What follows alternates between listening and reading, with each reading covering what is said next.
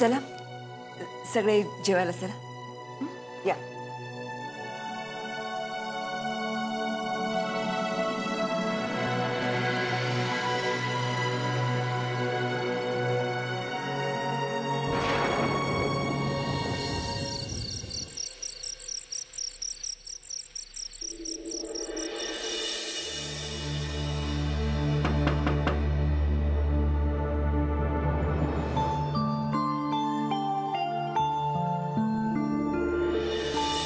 बाबा आता या ना. हो अगं ऍक्च्युली कसं आहे माहितीये, मी ह्याच्या आधीच इथे असायला हवं होतं, पण येता येता गाडीने खूप झालं. असं येताना गाडीने घोळ घातला म्हणून एवढा उशीर झाला. आत्ता येऊन पोचलो. बाहेर अनंतराव आणि सौदामिनीबाई भेटल्या, त्यांच्याशी गप्पा मारल्या आणि थेट आत आलो. झोपली ना सई? हो. अगं मी तिच्यासाठी चॉकलेट आणि काही खेळणी आणली आहेत. उद्या सकाळी देईन मी तिला.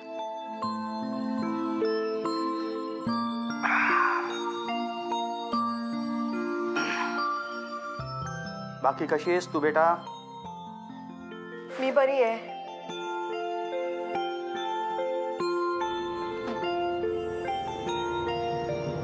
फक्त सई सारखी नीलची आठवण काढत असते, त्यामुळे माझा जीव खूप कासावीस होतो. आत्ता सुद्धा कसं बसं झोपवलंय तिला. Neel Neel, I must say he is one stupid guy. Your Neel. मूर्खासारखं वागला तू. हे सगळं स्वतःच्या नावावर करण्याची संधी नाही साधता आली त्याला. स्वतःच्या अंगाशी येणारे खेळ खेळत बसला आणि स्वतःची हकालपट्टी करून घेतली. Stupid. Don't you make the same mistake again. तू त्याची चूक पुन्हा करू नकोस. संधी तुला देखील येईल, ती साधता आली पाहिजे. कसली संधी? असं काय करतेस तू? अजून याच घरात राहतेस ना, मग नुसती राहू नकोस. हे सगळं स्वतःच्या नावावर कसं करता येईल याचा विचार सुद्धा कर.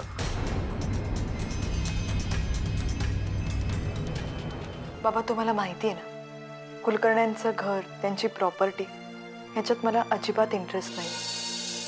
त्यापेक्षा जास्त महत्वाचे मला इकडची माणसं, त्यांचं प्रेम वाटतं. वेळीस हा कच्चा विचार झाला. एनिवे तुझा हा कच्चा विषय मी पक्का करून घेईन. After all I am still a good professor. हे बघ असावरी, या माणसांचं प्रेम तुला आत्ता महत्वाचं वाटतंय, पण ही माणसं तुझ्या या भावुकपणाचा आणि साध्या स्वभावाचाच फायदा घेतील बघ. बाबा कोणी असं का करेल? ती कार्तिकी आणि श्रावणी बेमालूनपणे सगळं हस्तगत करतील आणि तू हात चोळत बघत बसशील. म्हणून सांगतोय तुला, आतापासून सावध राहा. मात खायच्या ऐवजी मात द्यायच्या तयारीत राहा. मला तुमचं म्हणणं नाही पटत. एनिवेज हा विषयच नको. तुम्ही दमून आलात, फ्रेश व्हा. मी जेवणाचं बघते.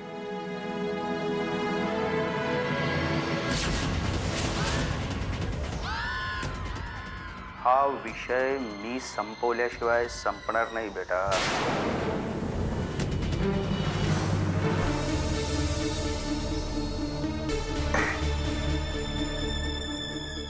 कार्तिकी पोरी,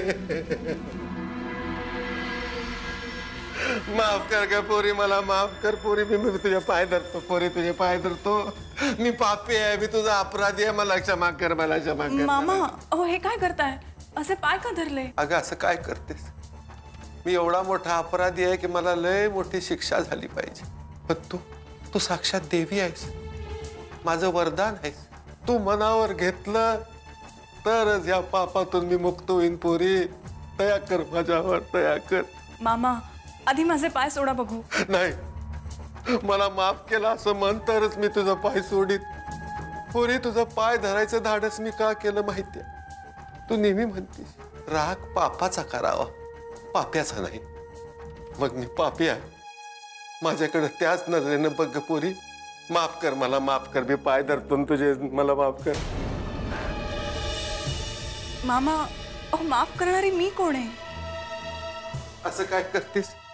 तूच देवी आहेस, तूच मला माफ करू शकतेस का? आमा, तुम्ही आमच्याशी वाईट वागलात. जर मी तुमचा राग केला असता तर तुम्हाला माफी करण्याचा प्रश्न होता. पण खरंच माझा तुमच्यावर राग नाही आहे. माणसांकडून चुका या होतातच.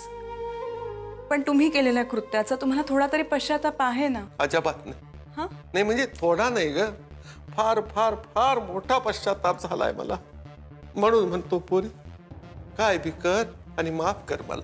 मामा, तुम्हाला माफी मागायची असेल ना तर ती आई बाबांची मागा. तोच तर प्रश्न आहे ना मग पोरी. म्हणजे सौदामिनी मोहर, आनंदरावांच्या मोहर कसं जावं काय कळना झालंय. त्या दिवशी त्यांचं रूप बघितलंच ना, मग कसं आहे म्हणजे ते डोळ्यासमोर आलं का नाही की तिकडं नुसतं जायच्या कल्पनेनं माझं पाय लटलट लटलट कापायला लागतात का. मामा, असं म्हणून कसं चालेल? चूक केली तर माफी ही मागायलाच हवी ना. ते बी खरंच. माझ्यासारख्या अपराधाला शिक्षाही झालीच पाहिजे. मी काय म्हणतो पुरी, तू करशील काय मला जरा मदत? मी काय करणार? म्हणजे असं आहे बघ, म्हणजे तू माझ्याबद्दल जर आनंदरावांनी सांगितलंस, म्हणजे कसं आहे मला माहिती आहे ना की आनंदराव तुझा कंचा बी शब्द खाली पडू देत नाही. तर त्यांनाच नाही सांगायचं की मामा आता असं वागणार नाही. तुला मी शपथ देतो की, मी देवाची शपथ देऊन सांगतो की या पुढं कार्तिकी मी असं वागणार नाही म्हणून. तेव्हा तू आनंदरावांनी सांग की आता मामा असं का बी वागणार नाहीत. ते तू सांगितलंस तरच आनंदराव मला माफ करतील. तेवढं काम कर ग पोरी, माझं तेवढं काम कर. मामा प्लीज, मी काय सांगणार बाबांना? म्हणजे तुला आता हे जमणार नाही तर ठीक आहे. ह्या जगात गरीबाला कोण वाली नाही म्हणतात ते काही खोटं नाही. परमेश्वरा, आता माझ्या हातनं चूक झाली आहे बाबा. वाली तर कोण नाही, वाचवायलाच कोण नाही. आता जगून काय फायदा आहे का? आता एक काम कर बाबा, वरती बोलवून घे, म्हणजे तू बी सुटलास आणि मी बी सुटलो. ह्या जगात आता जगण्यात काय अर्थ नाही. देवा रे देवा, आता जगण्यात काय अर्थ नाही. देवा मला घेऊन जा रे तुझ्याकडं. मामा, अहो हे काय करताय? मी प्रयत्न करेन. उद्या बोलते मी बाबांशी. म्हणलं नव्हतं देवीप्रमाणे नाहीस म्हणून तू मरणाच्या दारातनं तू मला परत घेऊन आलीस. तेवढं करच बर का, माझी देवी आहेस ती. तेवढं मला आनंदरावांच्याकडे घेऊन जा, मला माफ करायला लाव. समद मिटलं बघ. येतो बरं का पोरी, सांभाळून राहा ग पोरी. देवी ग माझी ती, देवी ग माझी देवी ग ती. येऊ का? येऊ? येतो बरं का.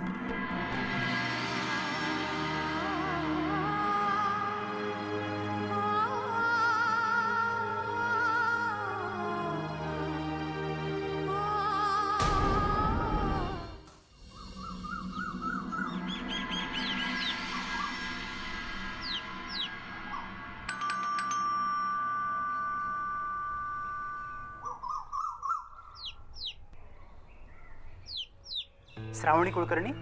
हो मीच. हां, हे तुमचं कुरिअर. माझं? हां,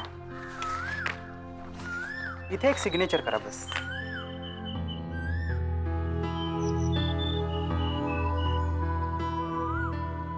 थँक्यू.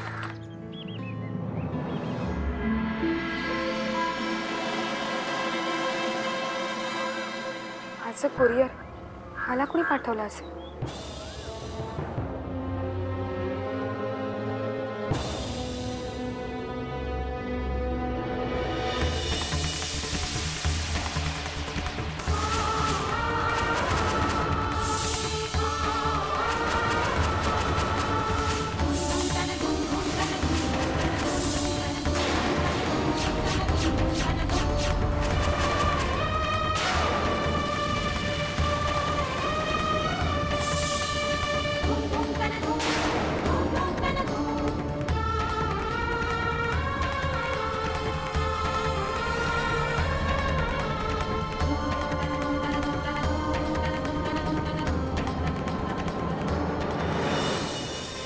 ताई,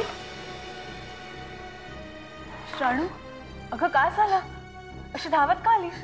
हे बघ, या परिस्थितीत असं धावणं योग्य नाही. किती धाप लागली तुला. पाणी घे.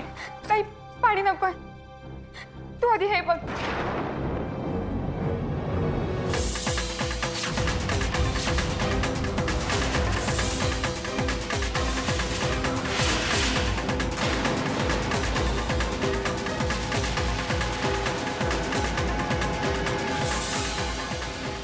श्राणू, हे काय?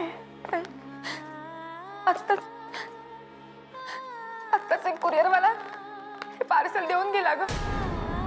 मी विचारतच पडले की माझ्या नावाचं हे पार्सल कोणी पाठवलं असेल.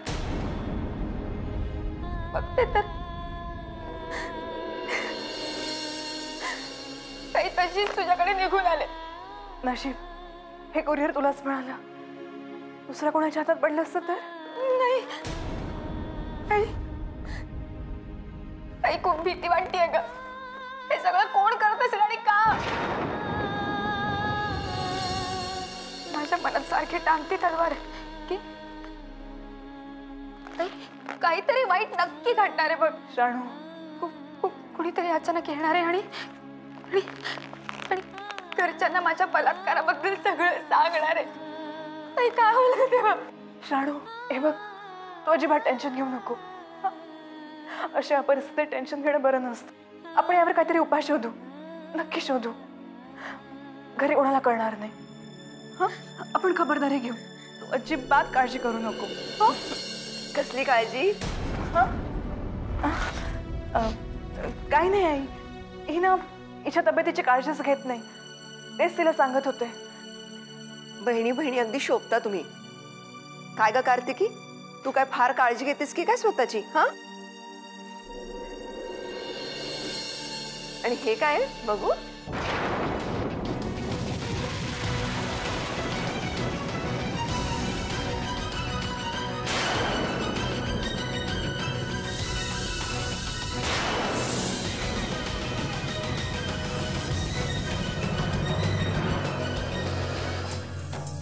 आई, हे ना आमच्या लहानपणीचे फोटो आहेत. खूप विचित्र दिसू आम्ही ह्यात. तुम्ही हसाल. नाही हसणार. बघू तर दे माझ्या सुना लहानपणी कशा दिसायचे ते. नको नाही प्लीज, मी नंतर दाखवीन तुम्हाला. बरं बाबा, मी तुम्हा दोघींना खीर खायला बोलवत होते. खीर बनवली, चला खाऊन घ्या. आई, तुम्ही वाहना पुढे, आम्ही आलोच.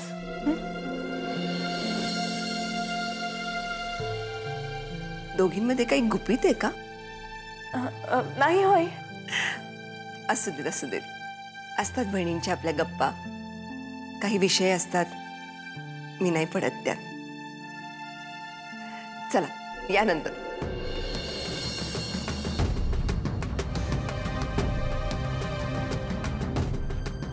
श्राणू, हे फोटो ना मी लपवते.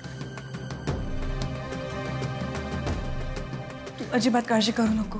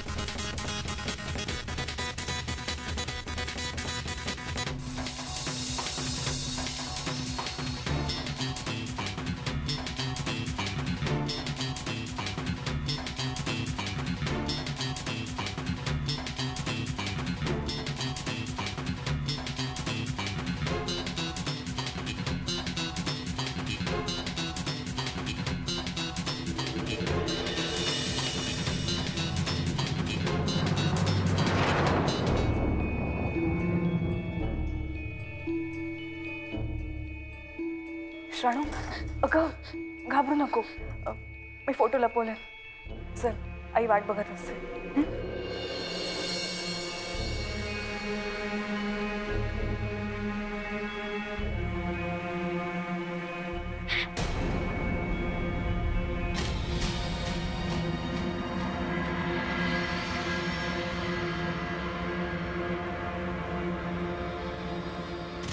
काय झालं ताई? हा, काही नाही श्राणू, तू हो ना पुढे, मी आलेच. ठीक आहे.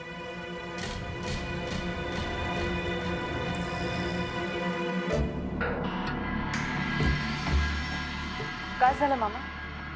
काय झालं म्हणून काय विचारतीस? अनंतरावांच्याकडे माझ्याबद्दल बोललीस नाही ना? विसरलीस? अगं हे घोंगडं असं भिजत ठेवून नाही चालायचं. माझ्या जीवाची लय घालमेल होतीये. माफी मागेस तोपर्यंत मला काही नीट झोप येणार नाही पोरी. मी काय म्हणतो, तिकडेच चालली आहेस ना? हो मामा, आलं माझ्या लक्षात. कवडी आहेस मन, कवडी आहेस ग पुरी. अरे परमेश्वर, ही देवी मला घावली म्हणून मी वाचलो, नाही तर माझं काय झालं असतं तुलाच ठाऊक. देवी आहे ग बाय, माझी देवी. मामा असू नको, असं नाही म्हणू नको. चल चल चल.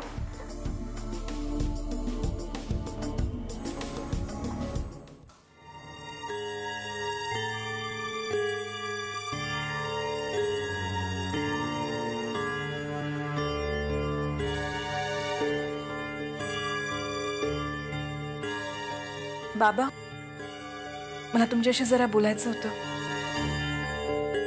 आता बोलत तर चालेल?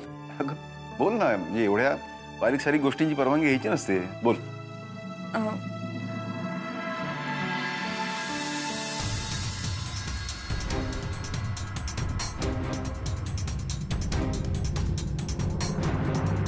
विश्वास, तुम्ही इथे माझ्या समोरच्या धाडस केलं तुम्ही? बरोबर आहे. निर्लज्जम सदा सुखी. लाच कुळून प्यारात तुम्ही. नका हो. तुम्ही नुसतं तोंडानं बोलू नका अनंतराव. पायातलं जोडं काढा आणि आणा.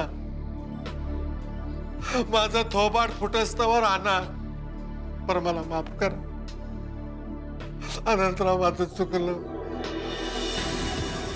तुमचं मन शांत होईस तवर मला मारा, पण मला माफ करा. एकदा मला माफ करा, माफ करा. लय पश्चाताप होतोय मला, लय पश्चाताप होतोय. अनंतराव माफ करा, माफ करा. नाही विश्वास, तुम्हाला माफी नाही. तुम्ही माझ्या पद्मनाभच्या आयुष्याचं नुकसान केलं, त्यावर तुम्ही सुटलात माझ्यात ना. पण आता जर इथं थांबलात ना तर. बाबा माझं ऐका प्लीज, त्यांना माफ करा. हे चुकलंही, यांना पश्चाताप होतोय. आणि शरणागती पत्करण्याला पण माफ करायचं असतं. पश्चाताप आणि विश्वासला ते इथं आले ते फक्त स्वार्थासाठी. इतकं मी यांच्या बायकोला आणि मुलीला इथं राहायला परवानगी दिली, याचा अर्थ यांना माफ केलं असं होत नाही. त्यांना परवानगी दिली ते कारण म्हणजे यांच्या कृत्याचे प्रायश्चित्त त्यांना कशाला. बाबा प्लीज, यावेळी माझं ऐका. पुन्हा असं नाही होणार. मी याची जबाबदारी घेते. हवं तर मामा वचन देतील माझ्यासाठी म्हणून. माफ करा त्यांना. हो ना मामा? लागल तर मी तुम्हाला स्टॅम्प पेपरवर लिहून देतो.